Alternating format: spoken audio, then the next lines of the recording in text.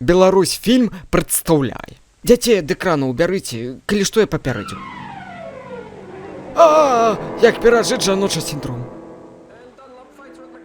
Давайте, красавцы, давите и гусеницами. Ты дома на канапе, грае твой любимый аршанскі лакаматыў, а тут пачынаецца. Драгі, здаецца, я пасля дажынак патлусціла. Конечно, патлустела, вон экран мне засланяешь. Отойди.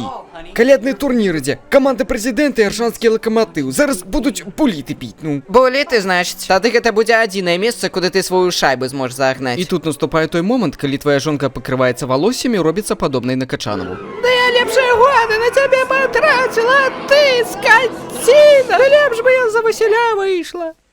Гэта ён, навагрудскі паштальён. Усе мужыкі ведаюць яго чырвонае паліто. ПМС. Пачварны мамкін сіндром. Я не ведаю, што сюды ўставіць, так што паехалі далей. Шкарпэткі на ўнітазе і валасы ў цюбіку зубной пасты. Зараз мужык у халаце пакажа, што з табой будзе.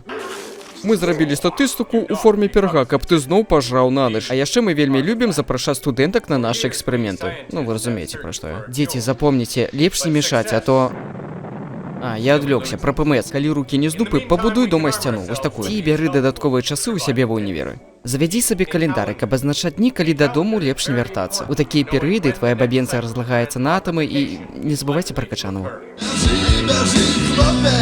Ты мяне кахаеш? А я прыгожая? Калі ты ўжо станеш айцішнікам? Ну, тут вы уже зразумелі. Як прыручыць пачварку?